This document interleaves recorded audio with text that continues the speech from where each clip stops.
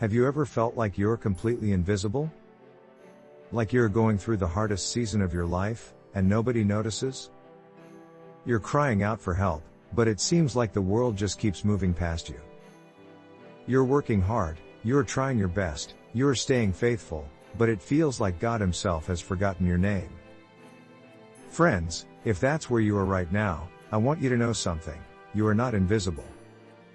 Not to the one who matters most. Today, I want to speak directly to your heart about what God sees when you feel unseen. The Bible tells us in Psalm 139 verse 1 through 3, "You have searched me, Lord, and you know me. You know when I sit and when I rise, you perceive my thoughts from afar. You discern my going out and my lying down, you are familiar with all my ways." God sees you. He knows exactly where you are right now. He knows the tears you've cried in secret. He knows the prayers you've whispered in the dark. He knows the burdens you carry that no one else understands. You are not invisible to Him. Let me take you to a story in the Bible that might resonate with your heart right now. It's the story of Hagar. You'll find her story in Genesis chapter 16. Hagar was a servant, a woman with no power, no status, no voice. She was used by others for their purposes. When things got difficult, she was cast out into the wilderness, alone and pregnant, with nowhere to go. Can you imagine her desperation? She had no food, no water, no future. She was invisible to society. Forgotten. Disposable. But in Genesis 16 verse 13, after God appeared to her in the wilderness, Hagar gave God a name. She called Him El-Roi, which means the God who sees me. She said, "I have now seen the one who sees me." In her darkest moment, when she felt most invisible, she discovered that God was watching over her all along. He saw her pain. He knew her name. He had a plan for her life. Friends, the same God who saw Hagar sees you today. You might feel invisible at work, where your efforts go unnoticed and your contributions are overlooked. You might feel invisible in your family, where everyone seems too busy to ask how you're really doing. You might feel invisible in your church, where it seems like everyone else has community except you. You might even feel invisible to God, because you've been praying, and heaven feels silent. But here's the truth that I need you to hold on to: God's silence is not God's absence. Just because you can't feel Him doesn't mean He isn't working. Just because you can't see the breakthrough doesn't mean it isn't coming. Just because people don't notice doesn't mean God doesn't care. In 1 Samuel chapter 1, we meet Hannah, another woman who felt invisible. She was barren in a culture that measured a woman's worth by her children. She was mocked by her husband's other wife. She was misunderstood even by the priest when she poured out her heart in prayer. But verse 19 says, "The Lord remembered her." God saw Hannah's tears. He heard her prayers. And in His perfect timing, He answered. Your invisibility to others does not determine your value to God. The world may overlook you, but heaven is paying attention. Jesus Himself knows what it's like to be unseen and misunderstood. In Isaiah 53 verse 3, the prophet describes the coming Messiah. He was despised and rejected by mankind, a man of suffering, and familiar with pain.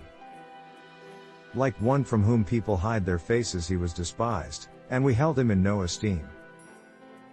Jesus, the Son of God, walked this earth and was invisible to most.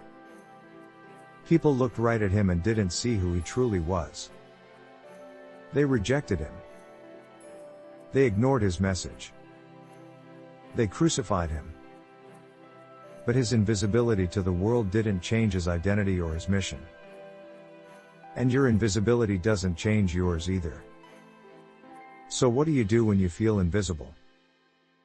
First, remember that God sees you. Not just casually, but intimately.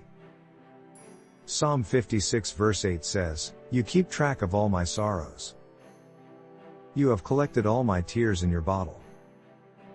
You have recorded each one in your book. Every tear you've cried, God has seen. Every sleepless night, every anxious moment, every time you've felt alone, God was there. Hess keeping a record. Nothing is wasted. Nothing is forgotten. Second, trust that God is working even when you can't see it. Romans 8 verse 28 reminds us, and we know that in all things God works for the good of those who love Him, who have been called according to His purpose. God is weaving together every invisible moment of your life into something beautiful. The struggle you're in right now is not the end of your story. It's part of a bigger picture that you'll understand later. Third, keep showing up. Keep being faithful in the small things that nobody notices. In Matthew 6 verse 4, Jesus says, "So that your giving may be in secret. Then your Father, who sees what is done in secret, will reward you." God sees your faithfulness when no one else does. He sees you serving, giving, loving, and praying when there is no applause. And He promises that what is done in secret will be rewarded. Fourth, reach out. Feeling invisible doesn't mean you have to stay isolated. Sometimes we need to let others know we're struggling. There's no shame in saying, "I need help. I need prayer. I need someone to see me." The body of Christ is meant to bear one another's burdens. You are not meant to walk through this alone. Fifth, worship anyway. When David felt forgotten and pursued by enemies, he wrote in Psalm 13 verses 5 and 6, "But I trust in your unfailing love, my heart rejoices in your salvation.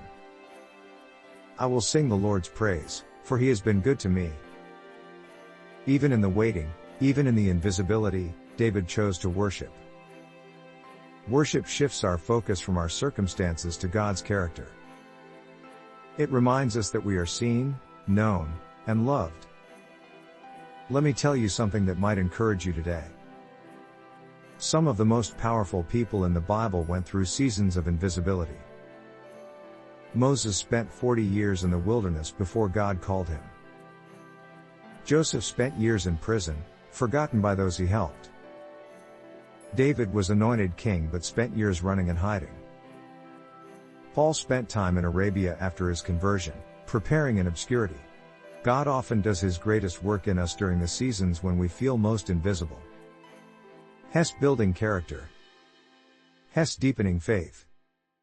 Hess preparing you for something bigger than you can imagine. Your invisibility is not punishment. It's preparation. So if you're in that place right now, where you feel like nobody sees you, nobody cares, and nothing is changing, I want to speak this truth over you: you are seen. You are known. You are loved. You are not forgotten. God has not abandoned you. He is closer than you think. And the breakthrough you are praying for is on its way. Keep trusting. Keep believing. Keep holding on. Your story is not over. The God who sees you is also the God who saves you, sustains you, and will bring you through. You are not invisible. You are His beloved child. And that is the truest thing about you. Please like and subscribe. See you in the next video.